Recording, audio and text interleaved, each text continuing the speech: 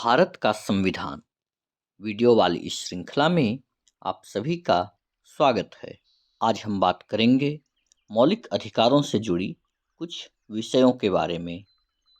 मौलिक अधिकार हमारे संविधान के भाग 3 में और अनुच्छेद 12 से 35 तक में विस्तृत है। इस वीडियो में हम बात करेंगे मौलिक अधिकारों में संशोधनों के बारे में, मौलिक अधिकार की मांग किस प्रकार उत्पन्न हुई, मौलिक अधिकारों की स्थिति के बारे में हम बात करेंगे।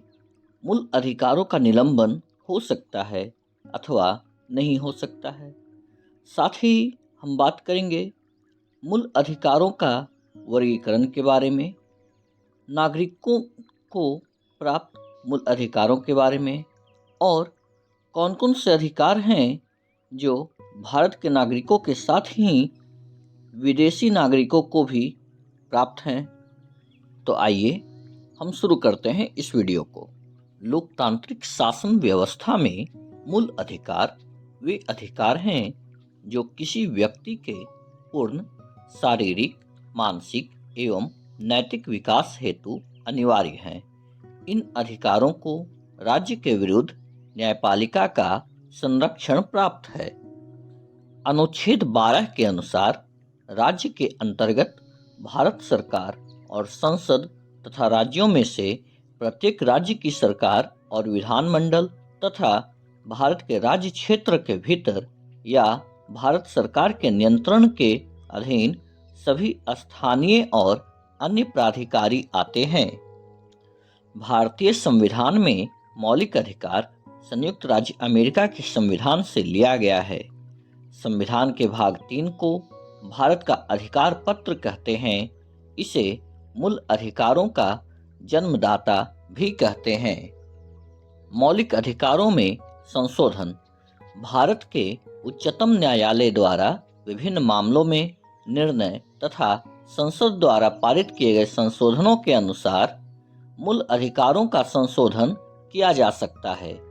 प्रत्येक ऐसे संशोधन में न्यायालय यह विचार करेगा कि क्या मूल अधिकारों के संशोधन से संविधान के किसी आधारिक लक्षण का निराकरण या विनाश तो नहीं हो रहा है, और यदि ऐसा होता है तो संशोधन उस विस्तार तक शून्य रहेगा। उच्चतम न्यायालय द्वारा आधारिक लक्षण की कोई सूची जारी नहीं की गई है, लेकिन उसके कई निर्णयों से कुछ मूल ढांचे के बारे में ये पता चलता है, जैसे संविधान की सर्वोच्चता, संसदीय प्रणाली, न्यायिक पुनर्वलोकन, पंथ निरपेक्ष शक्तियों का पृथक्करण आदि। मौलिक अधिकारों की मांग कराची अधिवेशन 1931 ईस्वी, अध्यक्ष सरदार वल्लभ भाई पटेल में कांग्रेस ने घोषणा पत्र में मूल अधिकारों की मांग की। मूल अधिकारों का प्रारूप जवाहरलाल नेहरू ने बनाया था। मौलिक अधिकारों की स्थिति पहला संविधान संशोधन 1951। इसमें अनुच्छेद 31 द्वारा प्रत्याभूत संपत्ति के अधिकार को सीमित किया गया।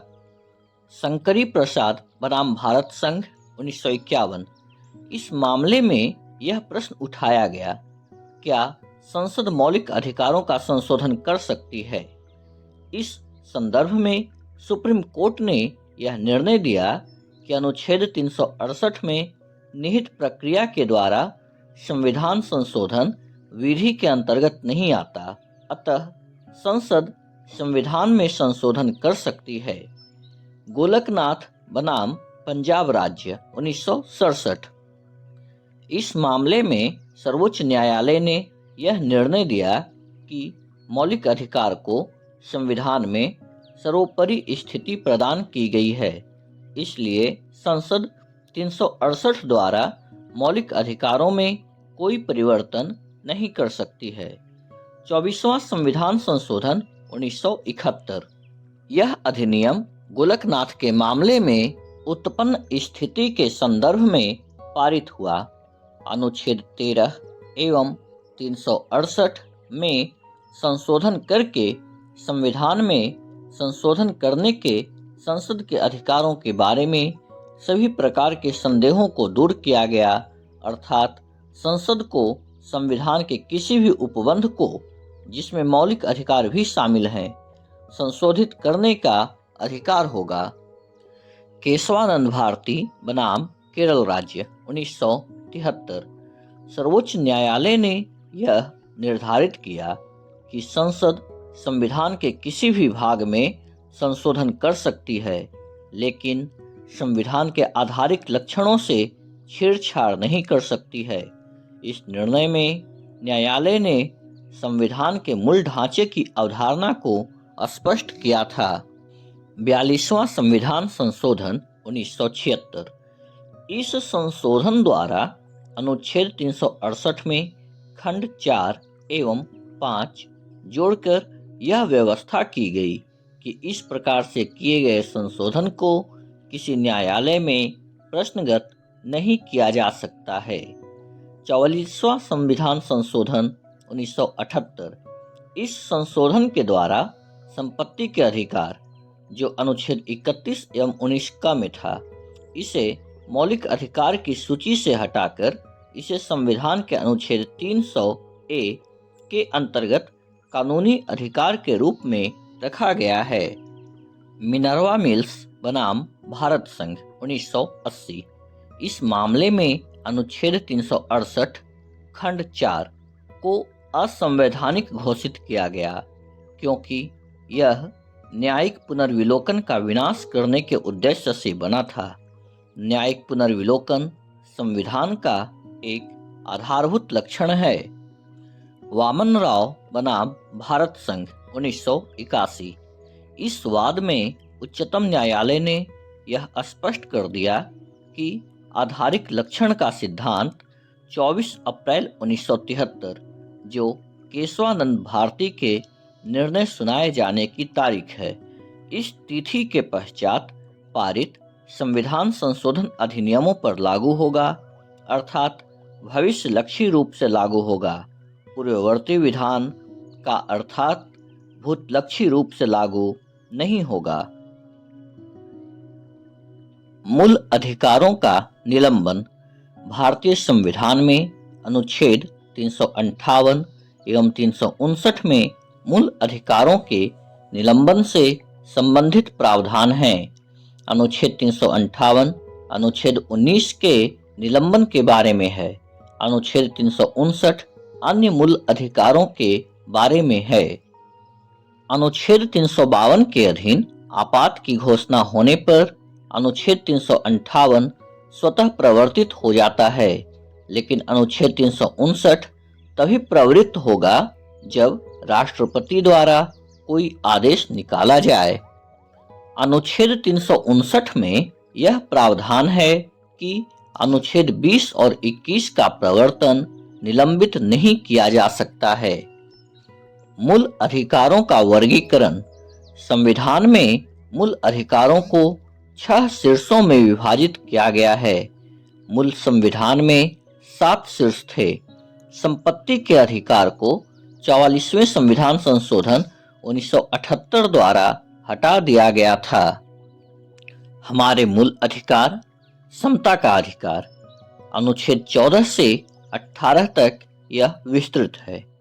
स्वतंत्रता का अधिकार, यह अनुच्छेद 19 से 22 तक है। शोषण के विरुद्ध अधिकार, यह अनुच्छेद 23 से 24 तक विस्तृत है।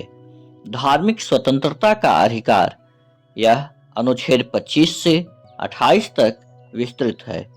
संस्कृति और शिक्षा संबंधी अधिकार, इसका वर्णन अनुच्छेद 29 से 30 तक में किया गया है। संवैधानिक उपचारों का अधिकार, इसका वर्णन अनुच्छेद 32 में किया गया है। अब हम बात करेंगे नागरिकों को प्राप्त मूल अधिकारों के बारे में। कुछ मूल अधिकार केवल नागरिकों को उपलब्ध हैं। ये अधिकार हैं: अनुच्छेद 15 धर्म, मूलवंश, जाति, लिंग या जन्म स्थान के आधार पर विभेद का प्रतिबंध। अनुच्छेद 16 लोक नियोजन के विषय में अवसर की समता। अनुच्छेद 19 वाक स्वातंत्र्य, सम्मेलन, संगम, संचरण, निवास और वृत्ति की स्वतंत्रता। अनुच्छेद 29 और 30 अल्पसंख्यकों के संस्कृति और शिक्षा संबंधी अधिकार। और अंत में हम बात करेंगे सभी व्यक्तियों को उपलब्ध मूल अधिकारों के बारे में, अर्थात ऐसे अधिकार जो भारतीय नागरिकों के साथ साथ विदेशी नागरिकों को भी भारत में प्राप्त होंगे। अनुच्छेद 14 विधि के समक्ष समता। अनुच्छेद 20 अपराध के लिए दोष सिद्धि के संबंध में संरक्षण। अनुच्छेद 21 प्राण और दैहिक स्वतंत्रता का संरक्षण। अनुच्छेद 21 क शिक्षा का अधिकार। अनुच्छेद 23 एवं 24 शोषण के विरुद्ध अधिकार। अनुच्छेद 25, 26, 27 और 28 धर्म की स्वतंत्रता। तो यह थी मौलिक अधिकारों से जुड़े कुछ विषयों के बारे में एक संक्षिप्त जानकारी। हम जल्द ही एक नए वीडियो में मिलेंगे जिसमें मौलिक अधिकारों के बारे में और भी कई जानकारियां शामिल होगी। तो मुझे उम्मीद है कि आपको यह वीडियो अवश्य ही पसंद आई होगी। इस वीडियो को लाइक करें, इस पर अपने सुझाव दें, इसे शेयर करें तथा चैनल को अवश्य ही सब्सक्राइब करें। हम आपसे फिर मिलेंगे एक नई वीडियो में एक नई जानकारी के साथ। तब तक के लिए धन्यवाद।